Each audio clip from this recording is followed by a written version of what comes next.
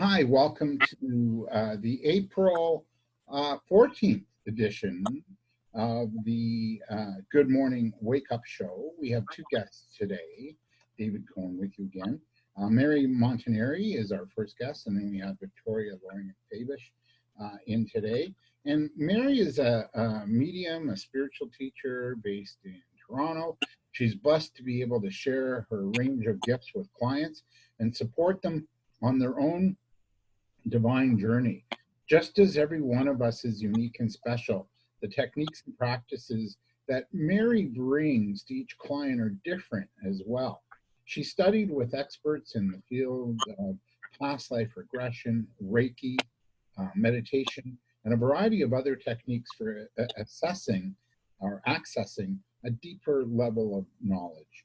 Traveling the world, Mary has encountered many wise and gifted teachers along the way, and she never tires of collecting new knowledge and a deeper understanding of ways to help one another achieve the peace and the health and the joy that we're all seeking.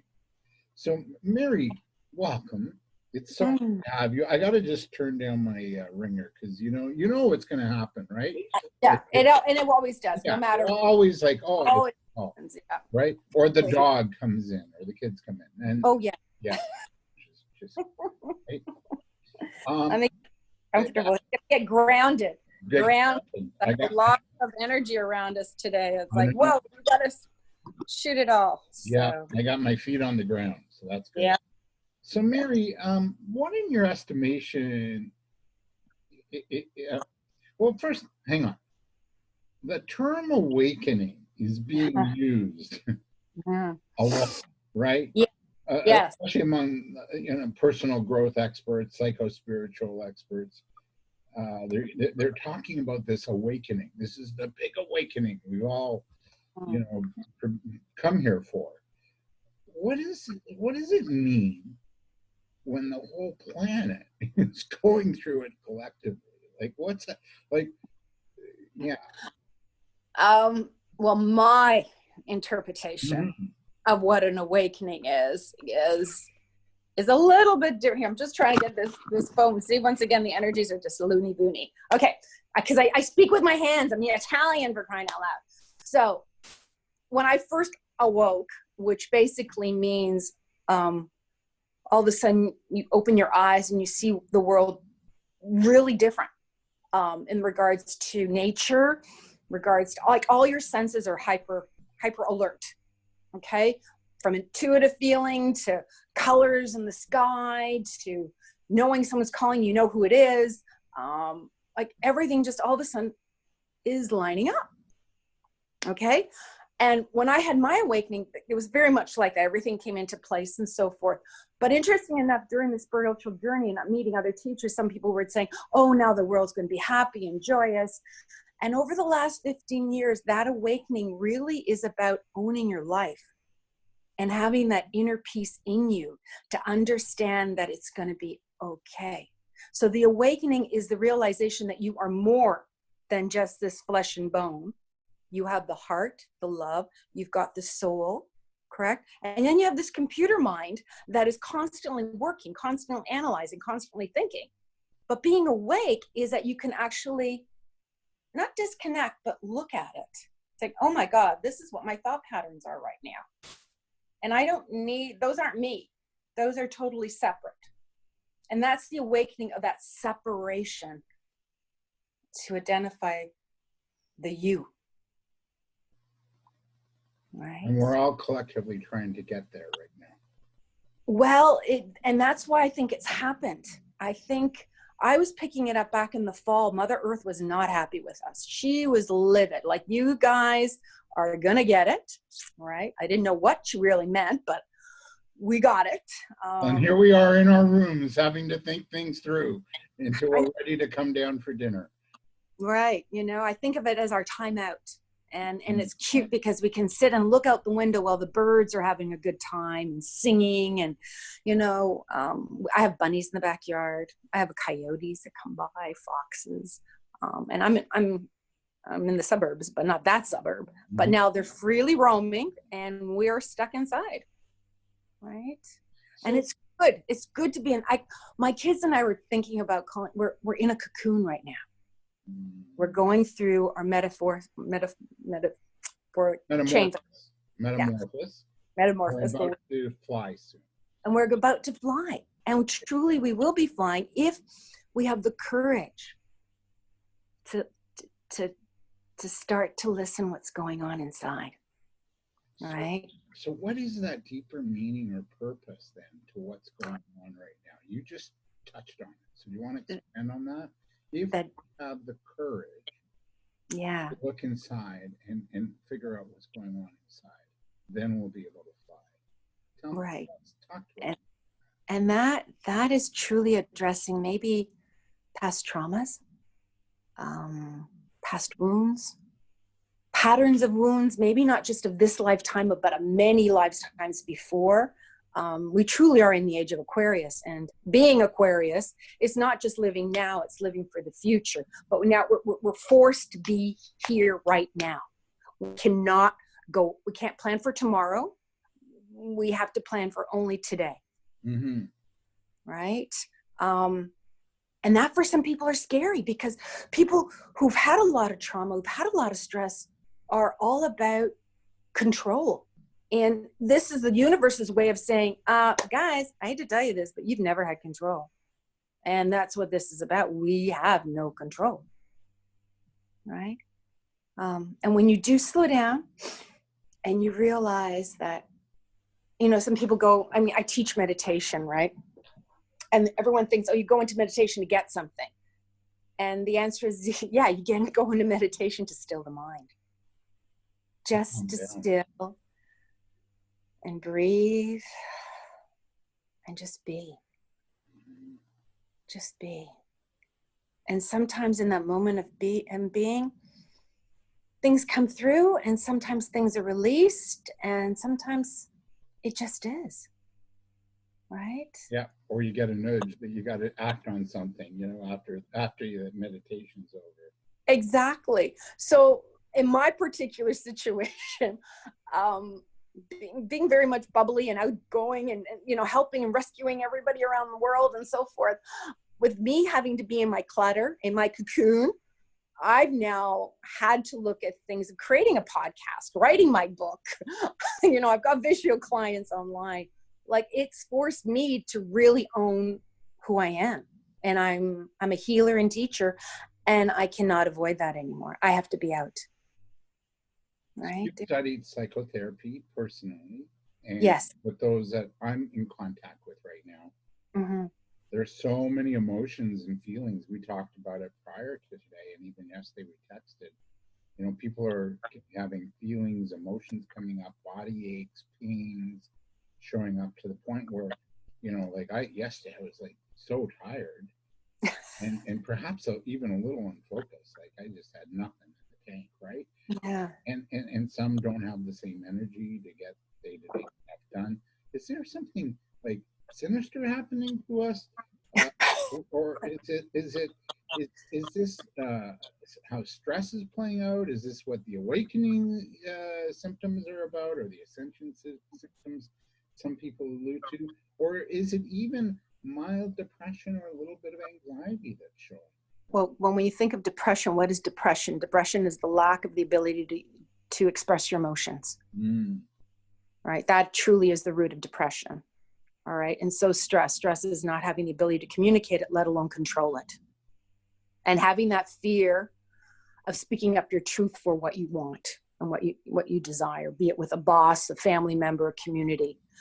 Yes, it's part of the awakening. Yes, it's part of the realignment. Yes, it's part of us all getting the shake so that we can stay grounded and have the freedom without all that worry, freeing that anxiety, worry out of us so that we can move forward. We cannot move forward thinking of the past. We cannot move forward if we've got that ball and chain of the past, be it a past relationship, self-esteem, the self-destruction patterning.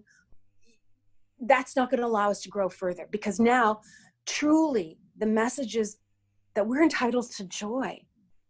are really prevalent in us moving forward, right? And that joy can only be attained when you're present, right? When you're in the moment and you can see the beauty that's around you. And that's, again, what we're going through now. Some of us are allowed to walk, right? We can walk 6 feet away and social distancing and so forth. And by walking mindfully, you get to see the spring blossoms starting. You get to see the leaves opening up. Life isn't as complicated as man makes it. We as man feel we have to make it complicated. Mm-hmm. And if you're living your life to its full true potential, by being present, you will not miss out on anything in life. You'll actually be more in sync and more rejoiceful of what's going on. Right? Yeah. That beauty. I mean, one of the things I realized when I woke up 15 years ago was I didn't have to have just 2 emotions. I didn't have to be just sad and happy. There were so many more emotions that I was available to obtain without me having control of it. And once I fell off the cliff, it was like, oh, so this is what it's like. And everything is flowing, you know? If I can share this, one of the biggest things for me was I always used to worry about money, right? Yeah. And we all do right now. Right? And once I let go and I realized I'm actually being provided for, like every day I have a roof over my head, I have food on the table, things just started to unfold even more naturally. Right? And things started happening. And my abundance came in the craziest ways. All of a sudden, I liked something, it was on sale. Or I got it as a gift from somebody. Or somehow I won it. So it was very interesting. I was like, whoa, that's really very interesting. And when I also started this whole practice of psychotherapy and being a healer, one of these so-called teachers were telling me, well, it has to be, you know, there has to be a reciprocal, right? And so forth. And yes, there does have to be reciprocal. But if you're working from your heart, and you're realizing that you have a gift, then you are able to balance when you want to do charity work and when you will get compensated financially for it. Right? So, so right now, in my own personal now moment, is that I created the podcast just like you did, which is great. And it's free. It's free meditation for people who are going through this moment right now. And there are different links. I've sent out 5 right now on iTunes, right? And that's my gift. That's my gift for mankind to say, you can do it. We can do it. Even if it's for that nanosecond, stop the chatters. Because the moment we start realizing, if we start thinking positive, and positive gratitude, rather than negative, like, oh, I didn't do this today, I didn't do that today. Well, the universe is going to give you more of those situations. But if you go in the positive, geez, I really enjoyed that hour today I was walking, that freedom of walking. Or, you know what? I really enjoyed I was able to sleep in this morning. You know? And that those little baby steps give us even more gratitude and more solidifying that, you know what? I'm worthy. This is really cool. I'll take it. I'll take it, God. Yeah. And my God, by the way, isn't the one on the cross. My God is opened armed love, joy, and abundant, right? And he's very present. So yeah, there are moments where you're going to have sorrow and anxiety and fear. But remember, those are just feelings. Those are human experiences. That's why we're here on Earth School, is for those experiences. If we can detach right now, I'm feeling fearful, and look at the fear and say, okay, but that's not me. I am looking at that fear. So it's really about, like, I know, some people are having weird dreams, interrupted sleep. What is this about, and how important then is it to release and let go? And let's say, speaking our truth, we do have an issue with a friend or a family member, but we don't really want to upset them right now because they're going through their stuff. What about just writing a letter and then burning it? 100%, 100%. And the reason, David, I fully agree with you on this, okay, is because once again, it's not their issue. It's your issue that's being mirrored in the relationship, right? I always tell my kids when something, oh, I'm angry at so-and-so because of this. I said, okay, and where does that come from you? What parts of you are you angry at right now? But definitely, David, the idea of journal writing it and burning it, you surrender it with love, you let it go. I also do is I energetically call that person to the chair next to me.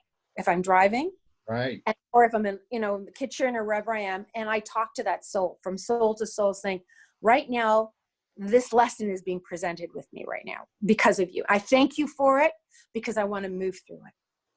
Right? And sometimes they're so deep down rooted, we don't have clarification of what it is, right? Because our mind wants to put it all in its proper slot. Sometimes relieving the thought of, you know what, I don't have to analyze it right now.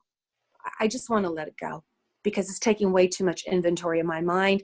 And I have better things that I want to put in my inventory. Like, I want to have some fun. Maybe I'm going to create something. Maybe, I'll have a great conversation with a friend that I haven't spoken to a long time. Maybe I'll play a board game with my kids. Put the present into it. I love it. Yeah. And judgment. And also, I've got to remember judgment. Okay. That's our biggest is that judging voice. Like, oh, he should have done this. Or she should have done that. Or she should have said this at that time because then I could have said this. If we kind of let go of that judger, it can really free us a lot too. Well, remember when you got one finger pointed at somebody else, you got three pointed back to you, right? Exactly. Yeah. Now, I find my spiritually connected friends are meditating more, we're talking more about what's happening to us, we're more open. And when you and I chatted last week, Mary, we talked about the importance of being in the moment and just feeling our way into each day. Can you expand on that a little bit? Just feeling our way, into the day. Well, I can give you my own personal example of how I start my day. And I usually start with a meditation. All right. I've got a favorite one I always do. And then I arrive into the day. I look out the window. I see what it's like. The usual, get into your ritual, shower, change, whatever, come down. And then just let the day unfold. Right? Yes, you might have your work to do. You've got to see family. But don't be angry if something else comes in. Be open to change because it might lead you to another direction. And sometimes in my case, I'll be working in one office space, right? And then all of a sudden the bell rings. I have to get up. I'm going, oh, being disturbed, right? That's that ego. That's that controller. Meanwhile, then I get up and I move and I go do something only to find something else on the table of another note. And I'm going, oh, I need that note to go back into my writing. So had I not been disturbed to get up and go get it, I would have totally forgotten that particular piece that I need to put in my current work. So sometimes what we think are actually distractions are actually maybe ways the universe is getting us to get more out of life. Right? Yeah. It's kind of, so I've been doing these podcasts now. This is into my fourth week, right? Done 3 weeks. And one of the guests I had on last week was this fellow from Massachusetts, near Boston. His name is David J. Bookbinder, and he's a psychotherapist and an author as well. And he actually had a near-death experience a number of years ago. Anyway, he liked my style, the interview style, and thought I handled it well. He's invited me to partake in a group forum of other like-minded individuals starting in May. We're going to have this so my world just opened up. And then I've met two other people too from Calgary and this woman from Utah. It's just beautiful. Now we have a connection, right? Yes, we do. We do. So you're right. Like, even though like I found yesterday too, like I was a little like, you get antsy, like you got ants in your pants. I'm quoting John Steinbeck of Mice and Men. What's wrong, Lenny? You got ants in your pants? But I just feel yesterday it could have would have liked to have gone out for a drive or to a movie. Or, Yeah. I was feeling a little bit, right? And then I was also noticing that a lot of people, because it was Easter, weren't able to physically be with their family, and that was getting. It was. Right. So David, just a reminder, we were talking like yesterday was our first time, I think, ever in mankind. Yeah. I mean, I talked to my aunt who lived in the war, and I said to her, actually, no, it was my ex-husband's mom. We spoke just anyway. Yeah. I asked her, I said, in the war, did they still have church? Did they still have ceremony for Easter? And she goes, yes, there was. So this truly is the first time for this generation and our elders that we had a ceremony, a family event, a cultural event, a celebration where it wasn't in normal format. No. So we all had to, and energetically, that's like, we're made of our ancestors' DNA has brought us right up to, like, we got grandmother's genes and everybody's in here. Okay. And that's where I think the antsy parts were coming, because we were changing the thing of direction, that we're not with family. We're not hugging. We're not kissing. We're not sharing the same bowl of food. We're not doing our prayers together. So it was a shock. It truly was an emotional shock for our DNA. All right. Yeah. So, and it was like collective grief. Yes. A huge amount of collective grief. Huge amount. Holiday. You know, and that's what we're talking about, having the tissue box with us all the time, right? Because, you know, as empathic, we cry for those that are not crying, right? But other people handle it different way. Like for myself, because I'm the matriarch of the family, I discovered the Zoom like we're doing now, and I Zoomed everybody in. My brothers, my mom, even my mother's 82 learned how to get onto this family chat, which was an incredible acknowledgement and accomplishment for her, right? She was going to lose. I said, no, we walked her through, and there she was on the screen, you know? And it was a joyful, and for me, I was just happy. I was a quiet one, because I was so delighted to see everybody, to connect on a media, on a social medium, right? On the phones and on their computers, that, you know, even 2 years ago, 3 years ago, was not even possible, right? Would not even be thought of in an Italian culture to be connected like. And we've now had to, our passion to be together drove us to this point as humans. And that's what makes me so proud that as an awakening society, we are still thriving to be with our community in whatever means we can. So way to go, humans. Way to go. Thumbs up. Yeah, no kidding. So as a psychotherapist, with all these symptoms, emotions, feelings, anxiety, depression, sleeplessness, restlessness, what would your diagnosis be for us all collectively right now? A lot of self-compassion. A lot of self-care is required right now. A lot of making peace. Right. And the thing is, too, David, I was trained as a psychotherapist, but I ended up truly stepping into my role as I am a healer. I'm an energy healer, psychic, and medium. And the thing is, that happens with me when I connect. And you know that when we made our phone call, if I'm allowed in, I find out issues and symptoms that normal therapists might take much longer to get. And I couldn't honestly be a therapist and design people to come for 10 sessions and so forth. Because if I can tap into your issues right now and you acknowledge them, there's always that aha moment. And then you're responsible to take care of it, right? And I'm only here to facilitate that, right? And as an energy healer, I help, you know, we work with the blockages in the body, the emotional traumas and the Reiki and stuff. And that's once again also done with balancing. I have a crystal bed at home that I work with, and highly, highly intuitive woman here. So we work together. I never do anything without your permission. I take you with me along the journey, right? So what are you seeing and hearing in your clients right now? Where are they at? Well, a lot of them are in fear. A lot. I've got people who've got, you know, their strong immune systems are not strong right now. What do I do? How do I go?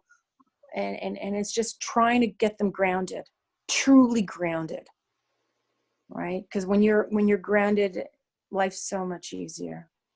So much easier. So are there a couple of grounding exercises we can do to to help out? Well, there's one way if you create your own self mantras, right? I run a meditation group on Thursday, and I was going to teach them these ones, but so we've got these great hands, right? Fingers, right?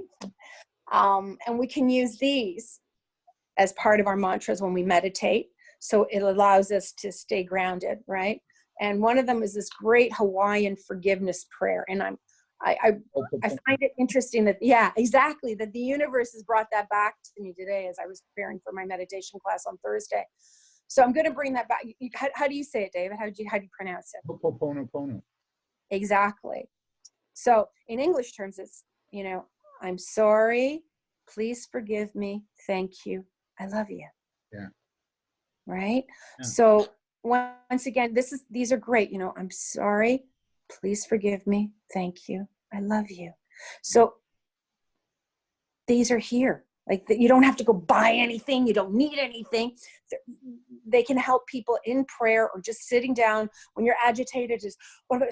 Just do the rhythm that's in your finger, right? Yeah. That's a really powerful one. And then there was this other great one. I was listening to Gabby Bernstein. She's an angel. I love her. I met her in person in New York. And hers was really cute as well. And it was along the lines of, peace begins with me. Peace begins with me. Yeah, that's that old song. If, peace is gonna be, then let it begin with me. Exactly. Wow. So those would definitely tools that I would definitely reinforce right now, because they're tangible, they're real, they're things that can help us be grounded as quickly as possible. So since it's not so easy to see an energy healer in person right now, what can we do by ourselves to manage emotions and feelings and maybe the extreme tiredness at times or the fatigue that might greet us during the day? Well, I would strongly suggest maybe even something as wonderful as looking at your diet, right? How much sugar are you consuming? How much rest are you having? How much caffeine are you digesting in your system? So with those three wonderful vices, I'll call them, because they're all our safety nets, right? Mm-hmm. I would look at them, right? And especially someone like me who's got an immune disorder, sugar is like my nemesis. It's deadly. So I've got to stay off sugar. So if someone can reduce their sugar, or at least have fresh fruit, have sugar through fresh fruit, and eating more fresh food, right? Because when you eat fresh food, be it salads or veg, that freshness actually goes in. Mm-hmm. Yeah. I started keto a year and a half ago and I'm still on it. See, so whatever we're like, freshness of the water, keeping your body hydrated, correct? If you're going to have a coffee, have it at times where it's not going to affect you going to bed at nighttime. No. Right? Because as we get older, I used to drink espressos, no problem. But sometimes if I'm overactivated, if I have an espresso at 6, I'm in trouble. I've discovered new parts of me by being present with that. Right? And also movement, doing exercise, doing yoga. So watching your food, watching your drink, doing yoga, and definitely having that moment of stillness, Right. meditation, Yeah. And then lastly, would be give yourself time permission to play. Yeah, pain. Something silly. If people like playing board games, or they like crayons, or playing, or cooking, or watching a TV show, or whatever, give yourself permission to play. Yeah, just to zone out, right? And just escape. Yeah. Yeah. And if you're going to talk to friends, just listen. Don't give advice. Yeah. Just listen. I hear you, because that's what everybody wants right now. They want to be heard. And they'll figure it out. Yeah. It's their journey, right? Mm-hmm. To control the outcome. No. To fix them. There's nothing wrong. I remember doing Landmark, and the quote in Landmark was, Yeah. language is, the form.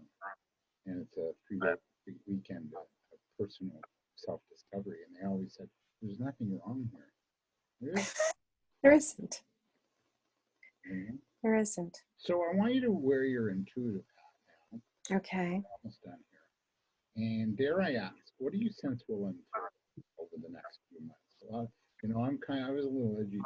You know, when will this be over? So you're to wear your intuitive hat. What do you think's going on? Well, interesting enough, when I go in, I've been told not to worry. I've been told vision where you will be in a few months from now. So allow yourself to be in that moment. Bring that moment to your present circumstances. Okay? So, yeah, do a little Joe Dispenza work, a little creative. Exactly. Exactly. Some say we're on the edge of something magnificent. You already alluded to it as the butterfly, or as the caterpillar in the cocoon, and then the metamorphosis taking place. Some say we're on the edge of something really magnificent unfolding, that the planet and us are going through a birthing process. And Yes. right now we're just having really, really big contractions. Do you agree? Do you see it in the same way? I do. There, you know, with every growth, there's a little bit of expansion and movement and I have a feeling that's what we're going through right now. And the more we stay with the positive feel of it, the more that will be achieved and quicker. Right? And be selective of what you're listening to, news, you know, YouTubes and so forth, because not everything is real. Right? It's what they, you know, they want us to believe in. So I encourage everyone just to stay optimistic, take control, or not control, but be aware of your surroundings and of your family. Right. You know? There used to be a saying, you know, garbage in, garbage out. Mm-hmm. What you're putting into your mind will come out. Exactly. Be very mindful of what you're consuming, right? It's like eating, like if I said, Mary, go ahead and eat all the sugar you want, you're going to be just fine. You won't. You'll have a reaction. God forbid you die, you know, like something. Exactly.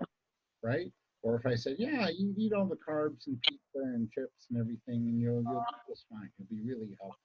Well, yeah, that's not true. So it's the same. Somebody said the other day that you have to be on a news diet. You have to own your life. And that news isn't your news. It's not, you know, people were telling me the other day, oh, but Mary, you know, people are losing their houses, their families. And I'm going, yeah. And so what are you doing about it? Are you praying? Are you donating to a food bank? You know, hi. Yeah, that's right? Victoria. She's up right. So that's there. what's fun. Having that compassion and realism to help. Yeah. Yeah. So take charge. Like get involved. You know, something Exactly. you need to take charge. I just saw a really cool video yesterday, and I'll share what it was about. It was called the Compassion Project, and it was Fritzy Horseman who is going into prisons to do, and Victoria, you know about it. Yeah, it's I'm amazing. going to talk to you about this next. And It's amazing. Inner trauma work with. Oh yeah. And these Incredible. all have been wounded in the past, like they had an alcoholic parent, abuse. We've all been. Mary Montanari. No, but Hey, hi, Victoria. she might have had it to, you know, like a higher level. And so she's saying, no, you know, let go of your shame. It's okay. You're beautiful. You're loving, and you know, and it's just amazing transformation work. And it's with prisoners, and I think we need to sort of, you're right, you know, visualize and reimagine what we want this world to be. Exactly. Yeah. Exactly. So, Mary, we are out of time. We've got our next lined up. Wonderful. It was a pleasure. Yeah, it was a gorgeous having you today. What a beautiful spirit. Where do we reach you? I'll share the screen and we'll go to your website. But you know, we reach you here, right? Mary Montanari. Yes. .com. Yes. Yeah. You can contact me through that. Through email's the best. Yeah, there you go. And then they can contact you through to tap into your webinar. Exactly. Well, not your webinar, your daily meditations. They can go on they can go to iTunes and download my iPod on my podcast. Okay, way to go, you. Yeah, this is great. Had I if someone told me a month ago that I would have had this up and running, I would have said you're joking, right? But I think the universe had better ideas for me, and that's why I'm in my cocoon. You are, but there's more to come. Like, wait. Oh yeah, the book's coming. And, the book. Okay. Yeah. How about the film, the movie? You know. One step at a time. Okay. Oh, I won't rush you. Thank you for this today. No, thank you so much, David, and nice to meet you, Victoria. Have a wonderful Nice to meet day. you too. Have to all right, so you can stay, Mary, if you want, or if you got to go, then feel free. Our next guest is the lovely and talented Victoria Lorient Faibish. Nice to see you again, Victoria, live from St. Clair and Bathurst, overlooking no traffic. Not a car in sight. No way, again. Well, let me just see. Maybe there's 4 cars. Hang on. Oh yeah, 3 cars on their way. Oh my God, it's wild. Couple of cars coming in, going north, couple of cars going south. Yeah, it's wild. It's just absolutely. I've been talking all day. My voice is hoarse. Yeah. All right. Well, let's get to it. I'm going to read your little bio and everything. Oh, look, you have my website way up. That's great. Yeah, there. I got your little website up. Yeah. So you're a relationship expert, keynote speaker, author, holistic psychotherapist, wellness coach, one of the core creative co-founders of the incomparable Positive People Army, which I'm a member of on Facebook. Yeah. Yeah. You are grateful to have had the opportunity to inspire people to find their self-culture, heal their relationship culture, move past dysfunctional family culture, which is what we're going to talk a little bit about today, and step into their personal power, speak more authentically, and fully embrace their life purpose. And you've been doing this since 1990. I know. You believe it? I might as well had a machete in my hand carving a path. Yeah, well, you did. I think you were the first ad I noticed in Vitality magazine. Yeah. Yeah, and you're honored and humbled to do the work you do. You've got master's degree in educational psychology. You're a registered psychotherapist, similar to Mary, and also you're part of the College of Registered Psychotherapists, and a certified member of the Canadian Counseling Psychotherapy Association, therapy practitioner, as well as a Reiki master. See, there's a nice connection because Mary is as well. And awesome. Got a passion for the holistic way, which has evolved into a unique, powerful, transformational therapy model in which people of all walks of life successfully come to change, empower, and recreate and heal their lives and relationships. Okay, we're out of time now. So, family dynamics. What are we now learning about each other after now being 4 weeks in isolation with our family? It's all more acute. It's just all more acute. Yeah, and it's not so cute. Anything that was going on before is happening at a more acute level now, I have found. Yeah. And I'm very, very busy with both marital therapy and some family therapy and some one-on-one therapy, and which the one-on-one is talking about what's happening in the rest of the family that they're a pod with, and they're a pod with, probably in some cases the extended, like if they've got a big enough home, there's their family and then the mother and father or the in-laws or whatever it may be. Really, the dynamics are really intensifying big time. So what are we learning about them, and then what are we learning about ourselves? I think we're learning that, that intense time together will make things sometimes better, but very often it will make things just a lot more obvious as to the patterns. Also, I'm finding people a lot more irritable, a lot more like, the fear and the trauma of all of this. Some people lost their livelihood. Some people are more intense in their livelihood because they're essential workers. And so there's that whole stress of that. People are learning about all the stuff that was sort of hiding under a rock is no longer, because busyness, busy, treadmill, go, was hiding a lot of stuff. The business of getting the kids out and this and that, yeah, that's sort of come down so that everything is more obvious now. And I really feel for the mothers that are home with their kids and have a job and are still in the relational expectation of doing all of the domestic stuff, like the laundry and the cleaning, and because they don't have any help now, whereas before they might have had some help. That's just so that there's some very strong dynamics that are happening that were sort of there before, but sort of mitigated through throwing some money at the problem, get some staff or get a person to help, or that's not happening right now. It's all down to the one member. And I love it in relationships that are open to seeing that and then shift out of that, because it's just, and people are doing that too. So how can we manage maybe the pain or disappointment we might feel with one another at times, especially now?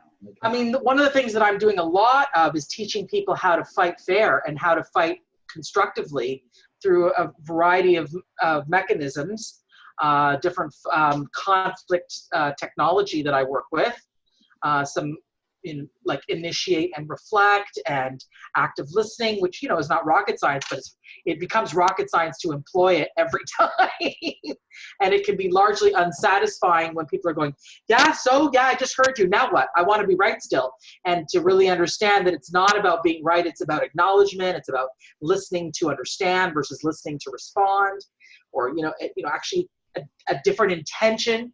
And also we got to be very clear to mention that a lot of people who are not working their emotional program are drinking a lot more, and are eating a lot more and are consuming sugar a lot more and are sort of no other outlets. You can't go to the gym. You can work out at home, but going out to a Pilates class, going out to a yoga class, none of that's happening now. It's all the resources have to come from within.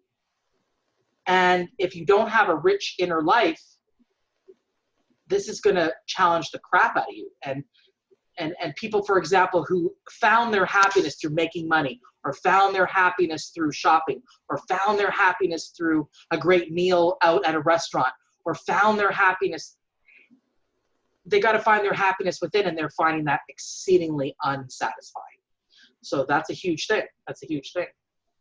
Mary mentioned sugar and diet and exercise as being a real good way to heal. How can we begin to heal then that relationship? So active listening. Men are different than women, though. Oh, no kidding. We want to fix and let's get her done. Oh yeah, it's all a woman wants to kind of talk and feel and vent and explore, and he's like, "Well, I have a solution for you," and she's like, I don't freaking want a solution. I just want to fucking be heard. Excuse my language. I just want to be heard right now, And Mary's out losing her mind because she probably agrees with that fully. Well, you can chip in, Mary, if So how can we then heal that then? How do we overcome our natural inclination, men who want to fix? Because I'm like that. It's like, that's my, I just don't my. The thing that's most, I just came off of a day full of couples therapy, and I got to say that the thing that I'm really talking to people about is having your pain acknowledged with the simple words of, I could see how that would be painful for you, or I see you and I hear you as you're going through this. And my client said, oh, so that means he doesn't have to agree with me. I'm like, correct. He or she just has to hear me and acknowledge me. And I said, well, how does it feel to have me acknowledge you, or him acknowledge you, or you acknowledge, how does that feel?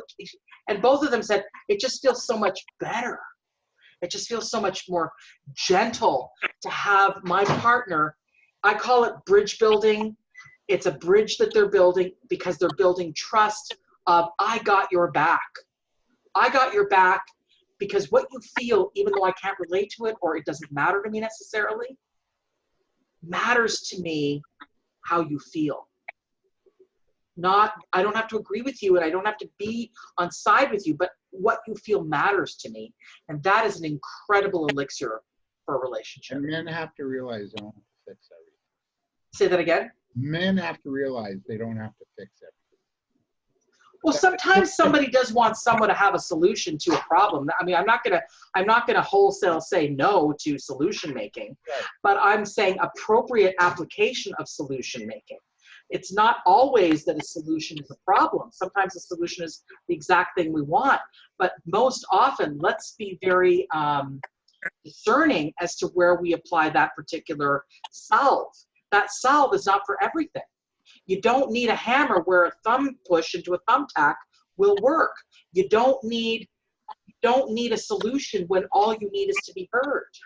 So to me, that's a really important discernment when you're in a relationship with someone, to realize what's the appropriate solve, or not solve, but what's the appropriate thing for that moment. And ask, like, hey, do you want some coaching on this? Or do you need to be heard? Yeah, be egoless enough that you can ask a question and ask for some information. And that doesn't mean that you're less than because you didn't know. I mean, that's a really powerful healer for a relationship that's in trouble, is to go, what do you need in this moment? And not to feel like you somehow are not, an awesome human just because you don't have the answers. You are an awesome human. Yeah, but we'll trigger each other, right? What's that? It will trigger, yeah. We'll trigger our wounds. We'll trigger our feelings of less than or not feeling good enough. Yeah, and then I tell people, you got to work on that on your own. You don't need to necessarily work on this with this person. That's something to work on individually with me or yourself. There's some great books. There's some great stuff that you can work on your own. I feel that that's incredibly important for people. But of course, I'm speaking what every therapist says. Take responsibility for your feelings. It's extremely rare. And when people do it, those are the people you want to hang with. So if you want to have a more profound connection, but you're being rebuffed by your spouse or a sibling that you're living with, what then? What do you do then? Rebuffed? Yeah. Give them space. Okay. Give them space. All right. Everybody needs space. And it doesn't mean they're wholesale rejecting you. It just means they need some space. I like the ground rules of everyone is entitled to their feelings and space. And as long as people are saying it in constructive ways, which are, I need some time right now, that doesn't mean I need an hour, I need 2 hours right now. That doesn't mean I'm leaving. That doesn't mean I'm not coming back. That just means that currently right now, I need to take care of my need for space. And people need to work with that. Again, it's bridge building, trust building, that you're not just, hightailing the F out of here because you didn't like what I said. You're basically saying, okay, I trust that you are a responsible member of this relationship, and I'm going to give you some space. It's okay. Yeah. Nobody needs to take that personally. No. And space is good. Like, I find I need to process. Personally, right? I got to process my feelings and emotions. I'm not going to driving the car and just yell and scream. Well, better there than at my partner, right? And I'm saying 100%. No, absolutely. I think the best relationships are not threatened by when a person needs space or saying no, and that is not just happening naturally for a lot of couples.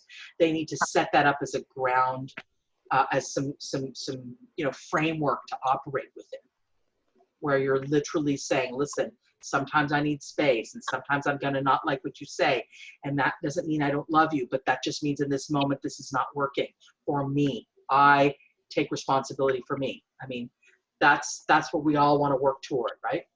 Wow, these are great. How can we deal with being isolated with, God forbid, a narcissist? Sorry. This is why I'm glad I'm single, but then, I'd like to meet somebody too. Well, hopefully you won't be isolated in quarantine with a narcissist. I got that t-shirt. Yeah. Well, I hate to say it, David, but this is not a good news answer right now. What I'm about to say is not a good news answer. It is. you know, if you're isolated with a narcissist, do everything you can to protect yourself emotionally, physically, spiritually. Work your frickin' program, meditate a lot, get resilient, become strong in your truths of who you are, love yourself, visualize yourself in a strong coating of benevolent armor that isn't about, you know, encasing you, but about keeping you unemotionally encumbered by the other person's manipulative bullshit. Yeah. And may I interject one thing? Yes, please, please. This is good. And 4 agreements says don't take anything personally. Personally, yeah. Don't, because it's not about you. It's about him, and that he's got a wounded child, or she has a wounded child, and you have to know where you're coming from. You know, I think for me that's a big one. Yeah, no, this is and I have a couple of situations where that is what's going down in the situation that I'm working with, and this is the counsel. It's like, work this like it's your last work. Now is like, you can't go to that group, you can't go to that friend, you know what you're doing? You are setting yourself up to being a master after this. And I mean, I've got goosebumps as I say that, because it's so hard for these people, but it is so, you got this, this is hard, it's the worst shit you've ever been through, I get it, but you can do it, and you will do it. That means build resiliency, read the 4 agreements, just like Mary said, work with who you truly are, and don't be impacted by what they say. And it's hard. I'm not saying this is easy. This is not a good news story. Okay, that's not easy, but you can do it. It's like every day you get up, it's like protection up. Do it. Like you gotta. Absolutely. So and Mary, you alluded to this too just now. You know, our wounds do stem from childhood. And in some cases, the woundings are so severe that it's really challenging to let go of those messages and heal from them, Victoria. Without them ruling you and sabotaging you, how can we disrupt, as you say, our family bullshit? Well, listen. And I guess the show is not for the family. This is not the bottom line is that there is a technology. I work this technology all day long. There is a technology for change. And it isn't going to be sitting passively. It's active work.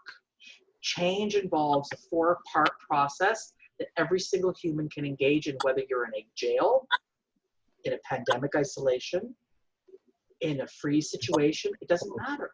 If you require to change your life, you can change your life through awareness, but awareness alone can do fuck all.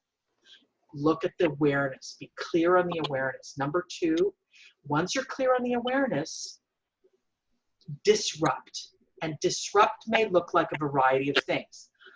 Intentional unhooking from the thought.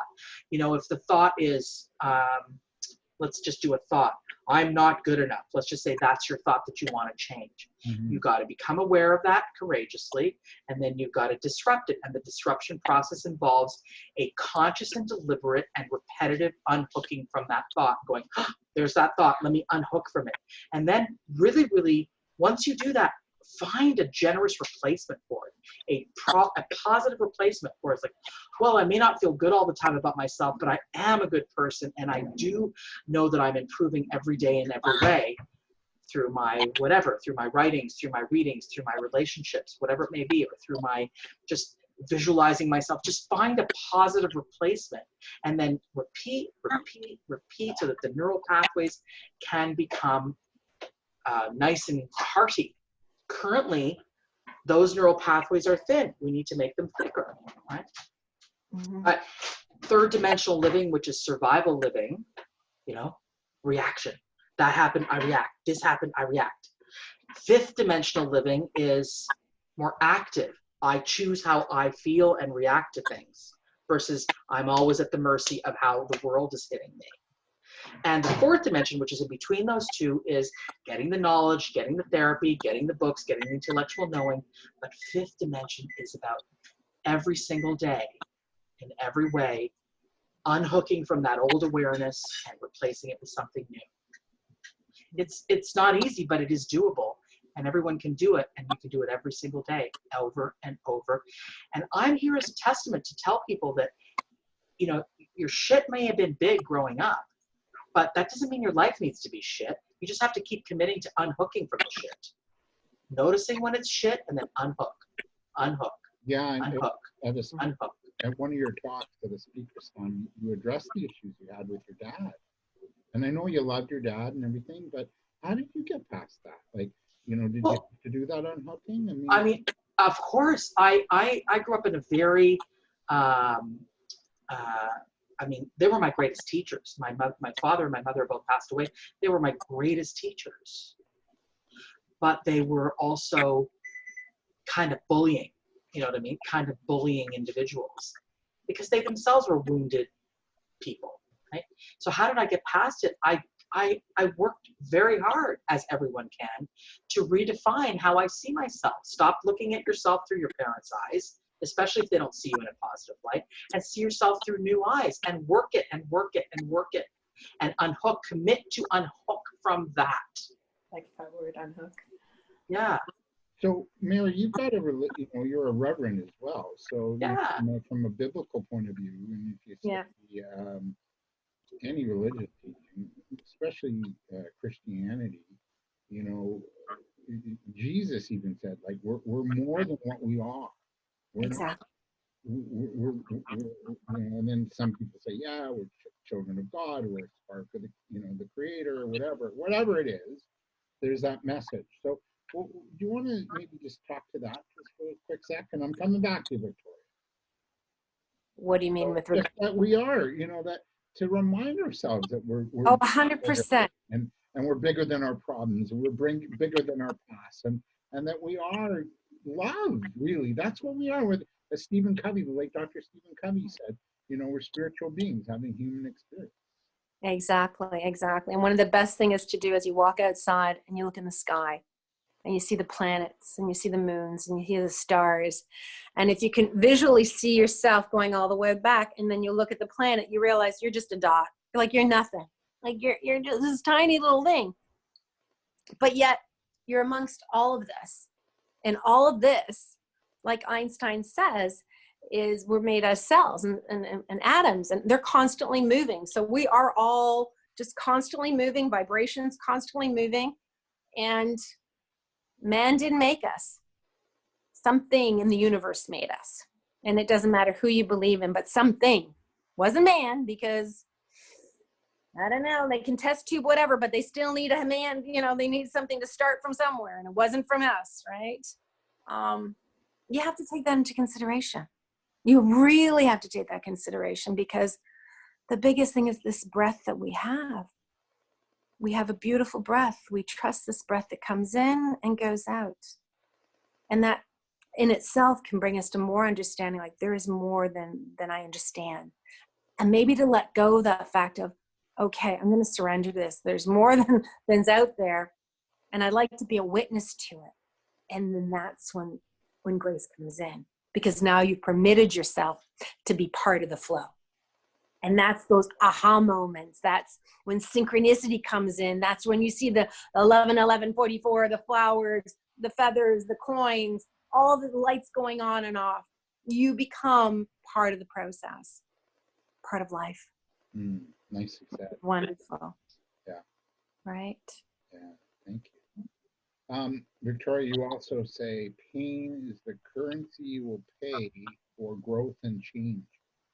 Talk to us a bit about that, Victoria, and how we can use being isolated at home right now to grow wiser, deeper, maybe more loving, maybe having more compassion, not only for those around us and for humanity, but for ourselves. Yeah.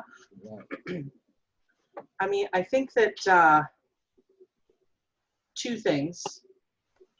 Where we actually live is here and here. We're not actually our surroundings, And part of the pain that we will encounter when we grow into the truth of who we are is saying, do you want to mute, Mary? Yeah. Oh my God. There you go. Part of the pain is, for example, feeling guilty when you say no, or feeling a sense of feeling badly for someone, for disappointing somebody, right? And that pain is what I would call 10% of the pain that we will feel, as opposed to the pain of shame and of self-betrayal, where we give in too much, we give others too much, where we give beyond our means, where we say yes when we don't want to say yes, when we allow ourselves to be taken advantage, all these things. So we've got to be able to be able to take a bit of pain, which is the pain of guilt, for example, in order to avoid the bigger pain. And the pain of guilt, of saying no, of being ourselves, of risking, speaking our truth, that is the pain that will bring us change and growth. And I say this all the time to people. It's like, how can I say no to my child? Or how can I say no to my spouse? Or how can I speak up for myself at my job, or whatever it may be? It's so painful. It's so scary. It's so this. So that's a pain we want to train you to be okay with. Because the pain of self-betrayal is going to be much, much, much, much more profoundly destroying. So the body needs to train itself and the mind needs to train itself to understand that this whole business of, oh, let's live pain-free. Look at, life has pain. So let's just understand that we have to experience some pain, and that will be the very currency that will activate change and growth. And the pain is it's not even real. I mean, it's only, like, let's say it's it's real. Well, it's real. The pain's real, but the fear of pain, by not speaking our truth, by not acting on our gut feel, maybe we're fearing, well, if I say something, I could lose my job. But that's not a reality.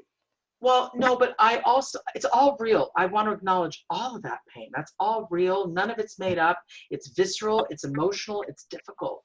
So none of it is in any way not real.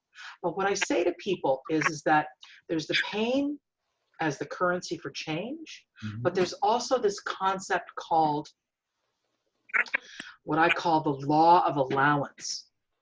The law of allowance is the notion that sometimes we got to stay in that relationship for various reasons, or we need to stay in that job for various reasons. And that is painful, but it is, again, when we start to understand that there's this powerful benefit that will come from the grit that you need to employ, in order to stay or say no or disappoint someone.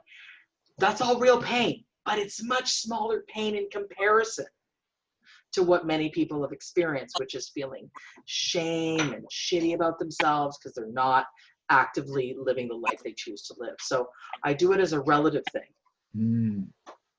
Couple questions left, because we're going a little long, but there's no time limit here.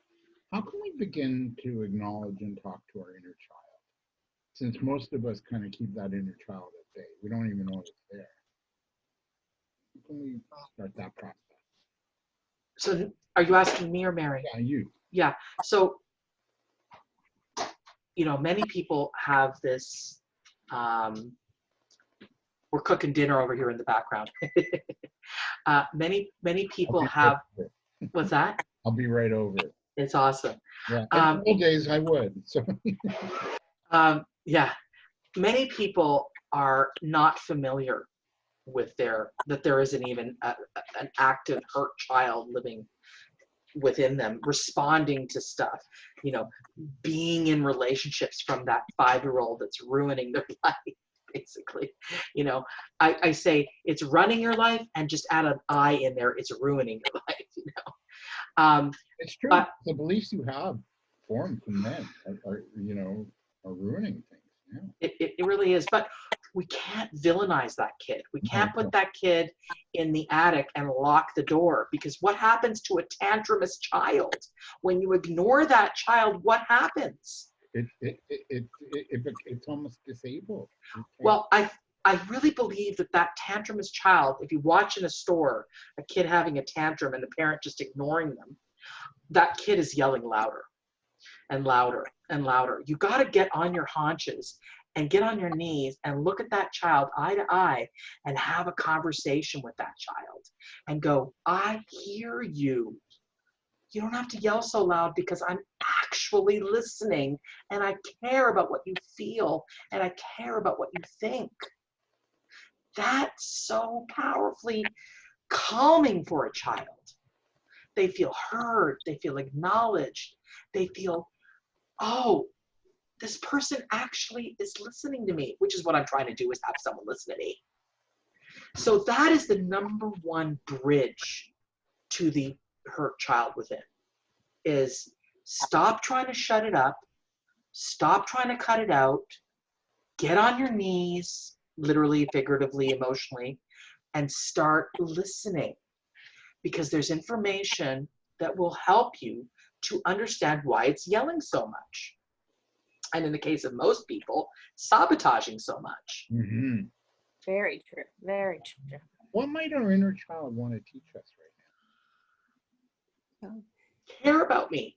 Listen to me. Don't forget me. Don't make decisions where you don't consider me.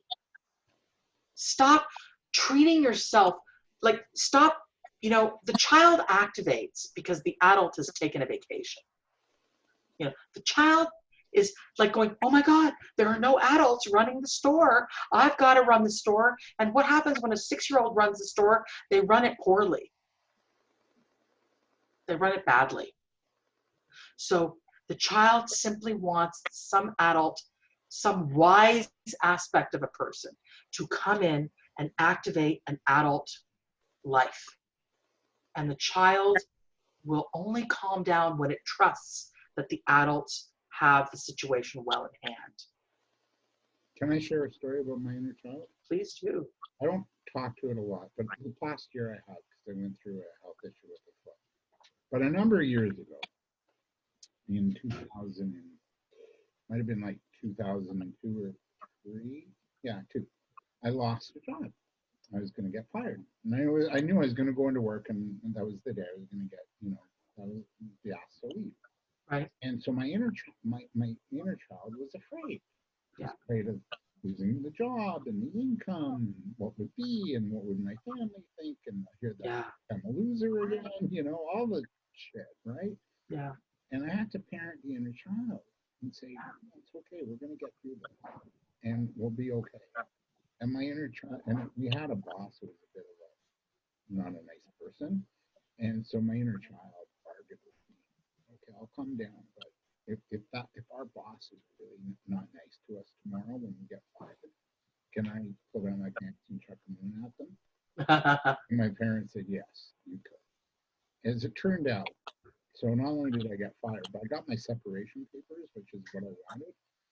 But then I got retained because I came from my heart. I got retained to see 10 clients. I was coaching at an entrepreneur training program. I got retained for 3 months because the person that fired me felt a little bad. I had nothing to go to. But by the end of that summer, this is April 19th that I got fired. By the end of the summer, I got my radio show, which I did for 7 years, up and running. I got a new job in training gigs and then a consulting gig with a new organization, just as a result of being that inner child and Nice. saying, "Come on, Beautiful. we're gonna be okay," and we can chuck a moon. Exactly. That's a good story. It is. Very good story. What message does your inner child, Victoria, have for humanity right now? Pay attention. Pay attention to all that is going on. I feel like the world, the universe is like the inner child going, sit in your room and look at what you've done. I read that meme the other day and I was like, oh my God, that's a good meme. The universe is saying, now go to your room and think about what you've done. I believe that the inner child is saying, thank goodness people and life is slowing down, because I have felt like a whirlwind too much on a treadmill, and I need us to slow down so we can play a little bit and be more healthy a little bit and have a little bit more reasonable balance. Wow. So you reach you at Visualization Works. There's your website. Yeah. Right? Thank you. Thank you. What a great guest. Mary, I'm going to ask you the same question, and then we'll wrap up. What message does your inner child have for humanity?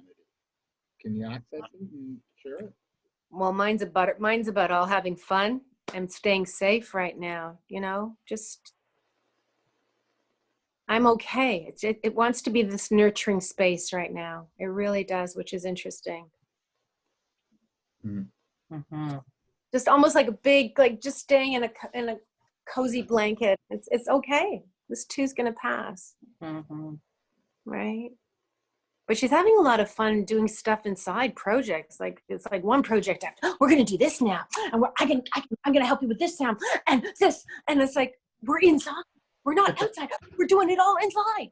Like we can do it in this room. Fun. We can do it in this room. You know, like she's having fun. Oh. And I thought she would go crazy staying in cooped down. Oh no, I'm okay. I'm good. Yeah, I don't really want to go out anyway. It's cold outside, Mommy. It's okay. Yeah, I don't really want to. I want to watch Mr. Dress Up. Can I just say one thing? Yes, Can I just say one thing about people living on their own without any other, that they're a pod on their own? Yeah, it's a lot of people.